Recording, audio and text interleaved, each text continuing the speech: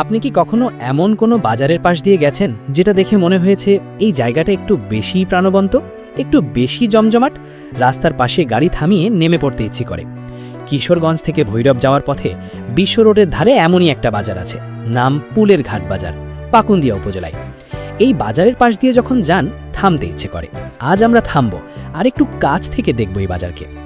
কিশোরগঞ্জ থেকে ভৈরব এই রাস্তাটা বাংলাদেশের অন্যতম ব্যস্ত রাস্তাগুলোর একটি। প্রতিদিন হাজার হাজার মানুষ এই পথে যাতায়াত করেন, ব্যবসায়ী, চাকরিজীবী, পরিবহন শ্রমিক, কত রকমের মানুষ। আর এই ব্যস্ত রাস্তার ঠিক পাশেই গড়ে উঠেছে পুলের ঘাট বাজার। পাকুন্দিয়া উপজেলার এই বাজারটা কিন্তু শুধু স্থানীয় মানুষের বাজার না।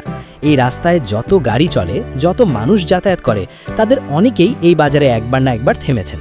পুলের ঘাট নামটার মধ্যে একটা ইতিহাস আছে। ঘাট মানে একসময় এখানে নদীর সাথে সংযোগ ছিল, মানুষ পার হতো, নৌকা ফিরত। সেই ঘাটের স্মৃতি বুকে নিয়েই আজও দাঁড়িয়ে আছে এই বাজার। বাজারে ঢুকলেই প্রথমে যেটা বোঝা যায়, এটা একটা জমজমাট জায়গা। রাস্তার দুই পাশে সারি সারি দোকান, কাপড়ের দোকান, মুদির দোকান, মাছের বাজার, সবজির স্তূপ, ওষুধের দোকান, মানে একটা পূর্ণ বাজার। শুধু স্থানীয় মানুষের চাহিদাই না, পথচলতি মানুষের চাহিদাও এখানে মেটে। চায়ের দোকানগুলোতে সবসময় মানুষ আছে, কেউ একটু বিশ্রাম নিচ্ছেন, কেউ খাবার খাচ্ছেন, কেউ ফোনে কথা বলছেন। ট্রাক ড্রাইভার থেকে শুরু করে স্থানীয় কৃষক, সবাই এক জায়গায়। বিশ্ব রোডের পাশে হওয়ার কারণে এই বাজারে একটা মিশ্রণ আছে। এখানে আপনি একই সাথে পাবেন গ্রামীণ বাংলাদেশের সরলতা, আবার রাস্তার ব্যস্ততার একটা শক্তিও। দুটো মিলে একটা অদ্ভুত সুন্দর পরিবেশ তৈরি করেছে।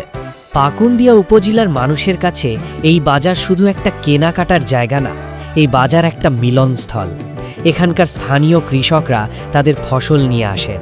কামার, কুমার, তাঁতি, নানা পেশার মানুষ এখানে আসেন তাদের কাজের জিনিসপত্র বিক্রি করতে বা কিনতে। আর যেহেতু কিশোরগঞ্জ ভৈরব রাস্তার উপর, বড় ব্যবসায়ীরাও এখানে আসেন। পাইকারি ব্যবসা হয় এখানে, দূর দূর থেকে মাল আসে যায়। মানে এই বাজারটা আসলে একটা সংযোগ বিন্দু। স্থানীয় অর্থনীতি আর জাতীয় রাস্তার মাঝখানে দাঁড়িয়ে দুই দিকেই সে সংযুক্ত। এই বাজারে আসলে একটা জিনিস খুব ভালো করে অনুভব করা যায়, বাংলাদেশের প্রতিটা রাস্তার পাশের বাজারের একটা নিজস্ব ব্যক্তিত্ব থাকে। পুলের ঘাট বাজারের ব্যক্তিত্বটা হলো এটা থামার জায়গা। যে মানুষ ক্লান্ত হয়ে যাচ্ছেন দীর্ঘ পথে, সে এখানে একটু থামে, চা খায়, পেট ভরায়, বিশ্রাম নেয়, আর আবার পথে নামে।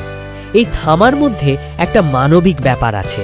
মানুষ যখন পথে থাকে তখন তার একটু আশ্রয় দরকার হয়। পুলের ঘাট বাজার সেই আশ্রয়, বছরের পর বছর ধরে। বাংলাদেশের এই ছোট ছোট বাজারগুলো নিয়ে আমরা হয়তো বেশি ভাবি না, কিন্তু একটু ভাবলে বুঝতে পারবো এই বাজারগুলোই আমাদের দেশের মেরুদণ্ড। এখানে হাজার হাজার মানুষের জীবিকা, কারো দোকান, কারো গাড়ি, কারো ক্ষেতের ফসল, সব এই বাজারকে ঘিরে। পুলের ঘাট বাজার তার নিজের মতো করে বেঁচে আছে, জমজমাট, সরব, প্রাণবন্ত। কিশোরগঞ্জ থেকে ভৈরবের পথে প্রতিদিন লক্ষ মানুষ এই বাজারের পাশ দিয়ে যায়। কেউ থামে, কেউ যায়, কিন্তু বাজারটা থাকে এই মাটিতে শেকড় গেড়ে। আপনি কি কখনো পুলের ঘাট বাজার দেখেছেন, কিংবা এরকম কোনো রাস্তার পাশের বাজারে থামার স্মৃতি আছে আপনার? নিচে কমেন্ট করে জানান।